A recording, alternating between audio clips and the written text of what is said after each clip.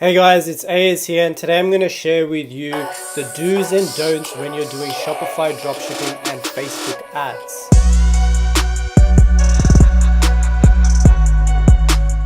Now I can see the lighting isn't the best because I've closed all the blinds because today is super hot here. So I apologize for the bad lighting if you guys can't see me properly. But before we start, smash the like button. Let's get this to 100 likes. Subscribe if you haven't already because I'm doing daily uploads. And make sure you join the free Shopify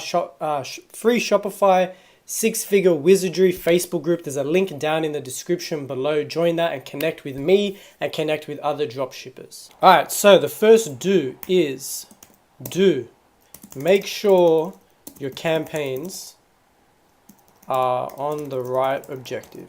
On the right objective.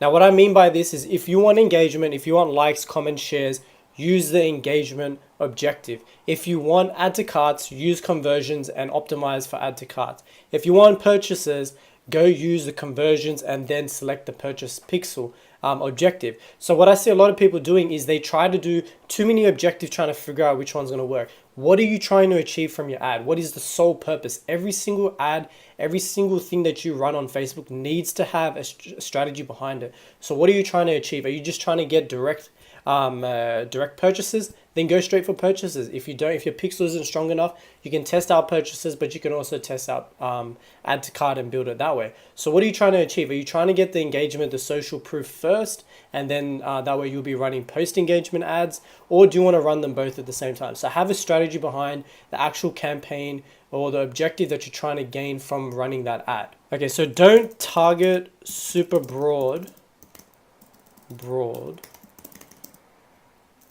when starting out. I can't even spell. Starting out.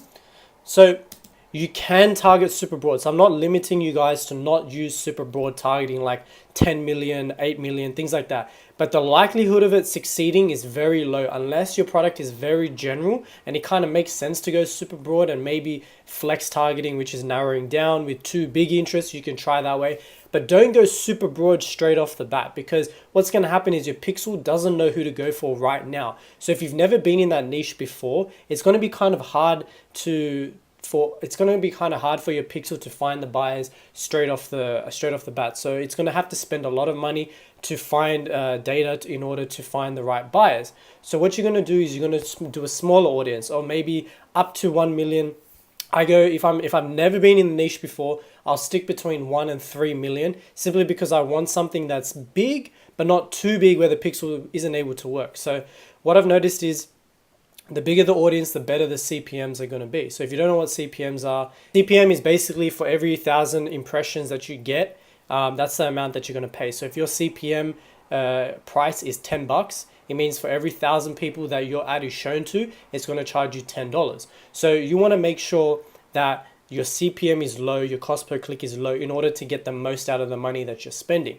So what going super broad or relatively broad does, it lowers your CPMs in order to reach more people with the same ad. So when you go super niche down, when people tell you, look, I don't go more than 100K, 300K, what's going to happen is you're going to see a lot of your price, a lot of your metrics and your pricing is going to be a lot higher. Like your cost per click, your CPM is going to be a lot higher because you're narrowing down, which means you're going super laser focused, which means Facebook is going to charge you more for going really in depth with the targeting. So a lot of people go that way and they go 100K, 300K, and they don't realize why they're not getting the results they're wanting, because one, there's not enough people that potentially would be in that audience. So if you look at it as a pie graph, right? So if your total audience is say 500,000 people, right, in that audience, and you optimize for purchase, we don't know as advertisers what part of that pie is actually purchases. So the way the pixel works is that out of this entire audience of 500,000 people, not every single person are purchase people,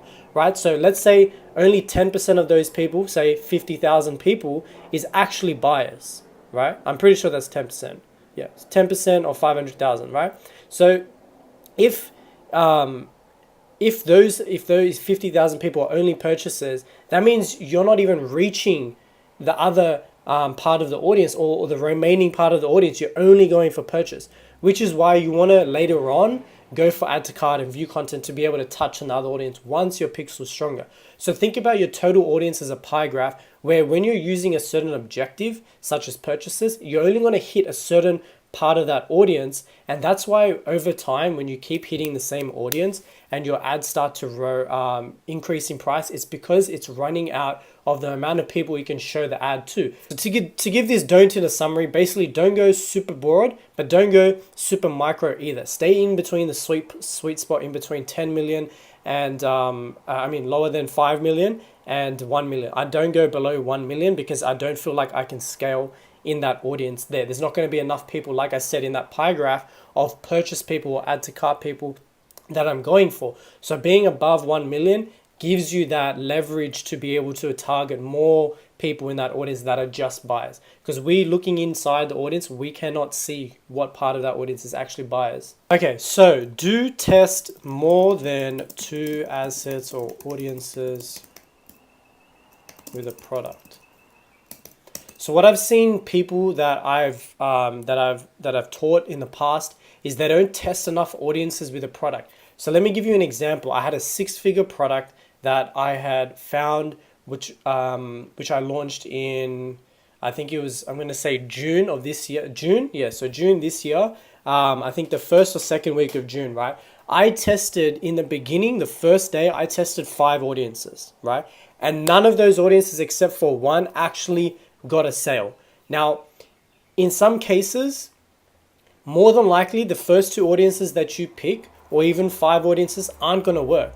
But if you believe in the product that you know that it can sell, or it's been proven, it sells on Amazon, it sells on eBay, wherever it is, it sells online.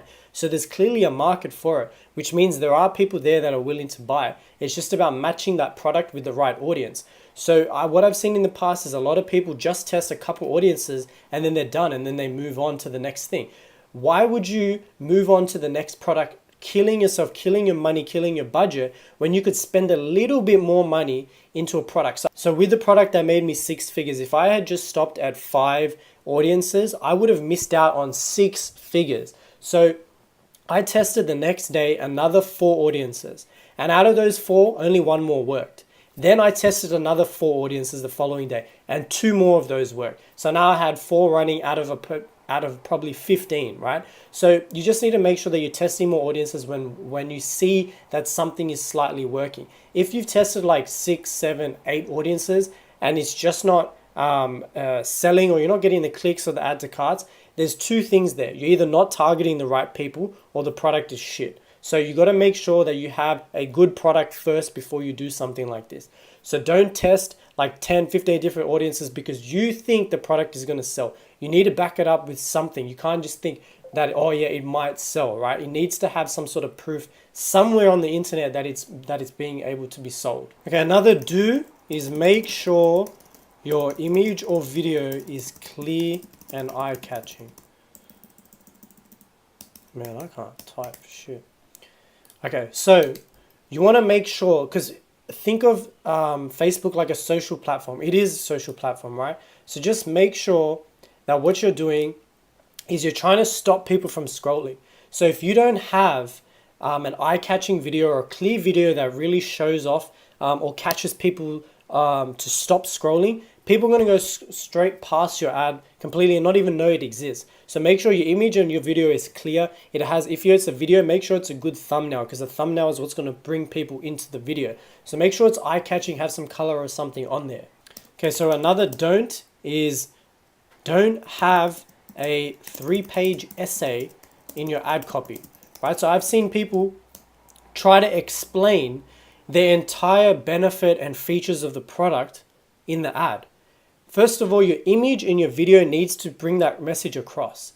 You can't have both doing it, because what's going to happen is people are either going to read one and then not like what they hear about or see about. But then if they watch the video, they potentially would have liked the product. It's just the way that the ad copy was made. So what you want to do is keep it short and concise, the ad copy. Bring people towards the link. Make people click the link. That's what the ad copy is for. Explain why they need the product and why they should click. Simple as that. That's what the ad copy is there for. The video is going to make them like the product. So the video should explain the features and the benefits and how to use it, if it's something to be used, if it's something that people will give as a gift, whatever it is. It has to demonstrate for the person through an image or through a video. So where the in-depth sort of features and benefits comes is your product description. Now, in the past, I've spoke about in another video about product descriptions, how important they are. They're basically your salesperson. So if you go into a retail store, you have a salesperson come up to you, which tries to build rapport with you and sell something to you by the end of the day, right?